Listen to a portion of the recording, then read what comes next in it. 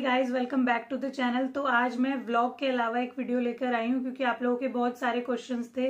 मैंने सोचा एक एक क्वेश्चन को उठाती हूँ और उसके बारे में वीडियो बनाती हूँ क्योंकि इतने सारे कमेंट्स हो जाते हैं, मतलब भगवान की कृपा से इतने सारे कमेंट्स हो जाते हैं कि उनको सभी को रिप्लाई देना मतलब रिप्लाई तो मैं दे सकती हूँ लेकिन उनके क्वेश्चन सॉल्व करना ना बहुत मुश्किल हो जाता है। तो इस वजह से मैंने सोचा कि एक क्वेश्चन लेती हूँ और उसके ऊपर वीडियो बनाती हूँ ताकि आपके साथ और सबकी भी हेल्प हो सके।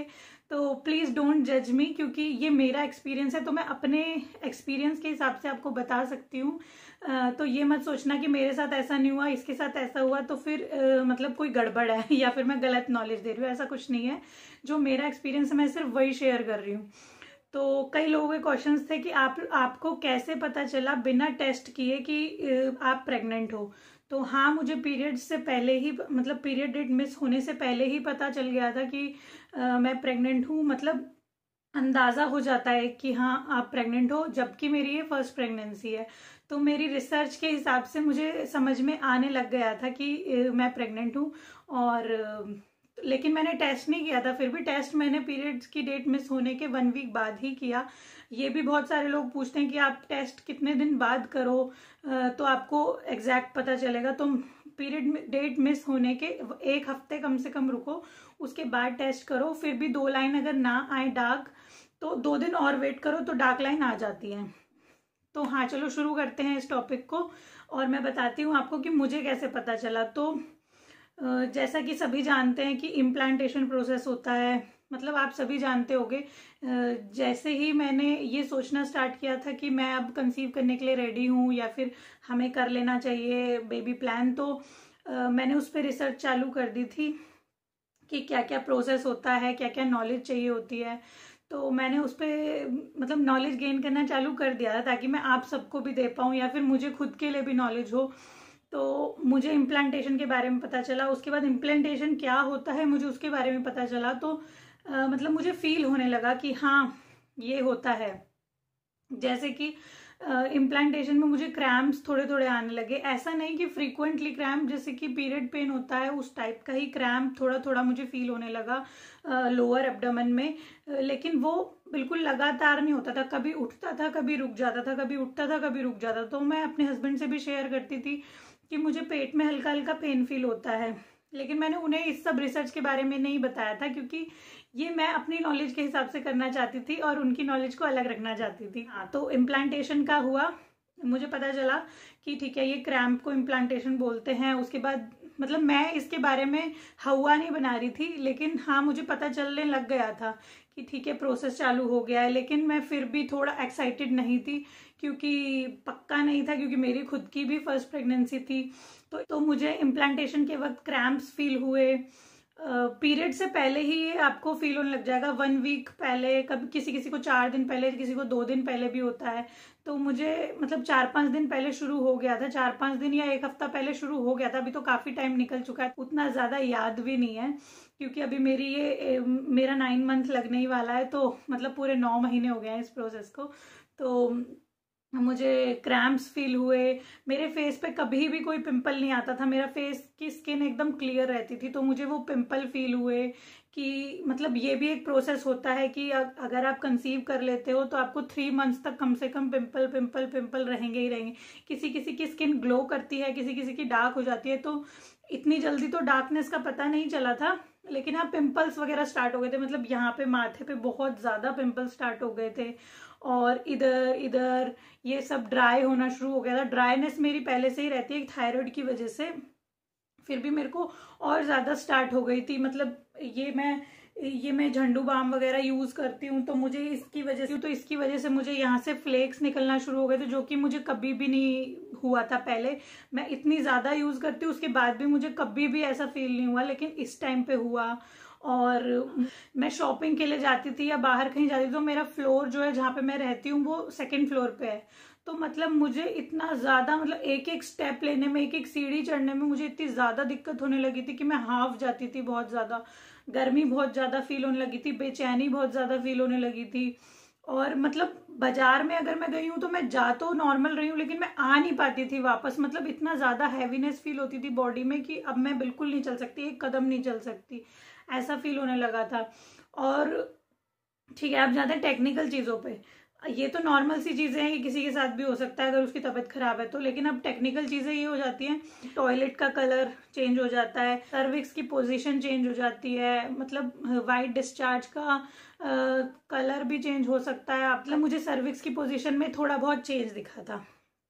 मतलब मैं बोल सकती हूँ कि हाँ, मैं कुछ टाइम से मतलब नोटिस कर रही थी कि क्या होता है, कैसे होता है। तो मुझे उसमें हल्का सा चेंज दिखा था, पर मैं मतलब मेरा माइंड खुद को प्रिपेयर नहीं कर पा रहा था कि हाँ हो रहा है या नहीं हो रहा है, क्योंकि मेरी खुद की भी फर्स्ट प्रेगनेंसी थी और मेरे रिसर्च के हिसाब से मैं ऐसे कैसे बोल सकती हूँ कि हाँ मैं सही हूँ।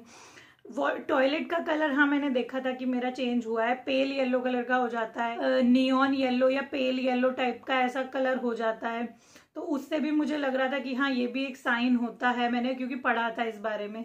और सर्विक्स की पोजीशन, थोड़ा सा सर्विक्स अंदर चला जाता है, मुझे ऐसा फील हुआ। और वाइट डिस्चार्ज चेंज हो जाता है, उसका उसकी थिकनेस, उसका जो भी रहता है वो चेंज हो जाता है। मतलब मैं क्लियरली बोल नहीं पा रही हूँ क्योंकि थोड़ा सा अजीब लग रहा है मुझे भी, मैं पहली बार ये वीडियो बना रही हूँ इस वजह से। बाकी धीरे धीरे आदत पड़ जाएगी तो और क्लियरली आपको नॉलेज दे पाऊंगी। तो मतलब मेरे को अपनी रिसर्च के हिसाब से जो जो मेरे को लगा तो वो मैं आपको बता रही हूँ कि ये सब मुझे इम्प्लांटेशन के प्रोसेस पे ये लगा। और मैं बहुत ज़्यादा थक रही थी और रात को सोती थी तो इतनी ज़्यादा बेचैनी फील होने लगी थी कि बहुत ज़्यादा, मतलब मैं मैनेज ही नहीं कर पा रही थी कि ये क्या हो रहा है मेरे साथ, मुझे समझ नहीं आ रहा था। करीब करीब मैं हफ्ता 10 दिन ऐसे ही मैनेज करती रही, मुझे समझ ही नहीं आ रहा था। मुझे लगा था शायद थायराइड लेवल बढ़ गया है, इस वजह से ऐसा हो रहा है। क्लियरली समझ ही नहीं पा रही थी क्या हो रहा है। तो फिर फाइनली पीरियड मिस होने के 1 हफ्ता बाद मैंने टेस्ट किया, 1 हफ्ता और 2 दिन ऐसा, मतलब 1 हफ्ता 2 दिन बाद मैंने टेस्ट किया तो वो फेंट लाइन दिखाई। उसके बाद 2 दिन और वेट करके मैंने टेस्ट किया तो वो डार्क लाइन आई। उसके बाद मैंने डॉक्टर को कंसल्ट किया, डॉक्टर ने मेरे 8-10 टेस्ट लिखे तो वो सब पॉजिटिव, सब अच्छे थे भगवान की दया से। थायराइड लेवल भी अच्छा था। फर्स्ट, कई लोग ये भी पूछते हैं थायराइड का लेवल कितना होना चाहिए फर्स्ट ट्राइमेस्टर के हिसाब से। तो थायराइड का लेवल आपका कंसीव करने के लिए 2.5 करीब करीब होना चाहिए, 2.5 से ऊपर नहीं होना चाहिए हेल्दी प्रेगनेंसी के लिए। तो मेरा 2.5 ही था, एग्जैक्ट 2.5 2.2 ऐसा था। तो उससे भी मुझे थोड़ा सा अच्छा फील हुआ कि पहले मेरा थायराइड लेवल इतना ज़्यादा जाता था, उसके बाद अब इतना हो गया है। तो मतलब सारी चीज़ें मिला के मुझे बहुत ही अच्छी खुशी मिली, एक हेल्दी प्रेगनेंसी की न्यूज़ मिली। तो बहुत खुश हूँ मैं इसको लेके। अभी मेरा ये 9 मंथ लगने वाला है, तो प्लीज़ मुझे दुआएं दीजिएगा बहुत सारी कि बेबी अच्छे से हो, हेल्दी हो, सब अच्छा हो जाए। तो मेरा तो एक्सपीरियंस यही था कि मुझे जब टेस्ट करने से पहले ही जो सिम्टम्स दिखे थे उस हिसाब से मुझे लगा था कि मैं पॉजिटिव हूँ, और आगे चल के मुझे यही पता चला कि पॉजिटिव है। लेकिन ऐसा हो सकता है कि आप लोगों को ये सब सिम्टम ना दिखे, इनमें से कोई 2 दिखे, कोई 3 दिखे, या किसी किसी को कोई भी ना दिखे। क्योंकि ऐसा होता है कि किसी किसी को 3 मंथ तक, मतलब प्रेगनेंसी के स्टार्टिंग में 3 मंथ तक वॉमिट आती है, किसी को 6 महीने तक आती है, किसी को 9 महीने तक आती है, और किसी को वॉमिट वाला फील भी नहीं होता। मतलब हर किसी की बॉडी अलग होती है तो वो अलग तरीके से रिएक्ट करती है। तो इसलिए मैं ये बोल रही हूँ कि ये जो 5-6 सिम्टम मैंने जो बताए हैं, इम्प्लांटेशन से लेके सर्विक्स की पोजीशन से लेके, तो इसमें से कोई भी आप, ऐसा हो सकता है कि आपको 2 ही दिखे, किसी को 3 दिखे, किसी को दिखे ही ना। और हाँ, एक और था कि सर्विक्स की टिप जो होती है वो बहुत सॉफ्ट हो जाती है, जैसे कि ऐसा बोलते हैं डॉक्टरी लैंग्वेज में कि पहले वो इतनी हार्ड होती है, नोज की टिप जितनी हार्ड होती है, अब प्रेग्नेंट होने के बाद वो लिप्स की सॉफ्टनेस जैसी सॉफ्ट हो जाती है, ऐसा बोलते हैं। तो मतलब ये भी थोड़ा थोड़ा फील किया था, मुझे एग्जैक्ट समझ में नहीं आया था ये फील करने में, लेकिन हाँ थोड़ा थोड़ा मैंने फील किया था। तो मैं इसीलिए मैंने सोचा कि आप लोगों को भी नॉलेज देती हूँ इस बारे में कि मेरा क्या एक्सपीरियंस था, ये बताती हूँ आपको। तो कैसी लगी आपको ये वीडियो ज़रूर बताना। आप लोगों के क्या क्या सिम्टम्स थे, अगर आप लोगों ने नोटिस किए तो आप लोग ज़रूर बताइए प्लीज़। आप लोगों को भी ये सब सिम्टम्स फील हुए थे तो आप लोग भी ज़रूर बताइएगा मुझे, या फिर किसी को 1-2 सिम्टम ही लगे, किसी को कुछ भी नहीं लगा, तो वो भी ज़रूर बताना। और मैं डेली व्लॉग्स भी बनाती हूँ, अगर किसी को उसमें इंटरेस्ट है तो प्लीज़ वो भी देखना, उसमें भी काफ़ी नॉलेज वाली बातें बताती हूँ मैं, काफ़ी अच्छी बातें बताती हूँ किसी किसी को। अगर आप लोगों को वो व्लॉग्स भी अच्छे लगे तो प्लीज़ लाइक शेयर सब्सक्राइब करना, और मेरी वीडियोस कैसी लगती हैं प्लीज़ ज़रूर बताना, कमेंट ज़रूर करना, लाइक ज़रूर करना। Thank you so much for watching, bye.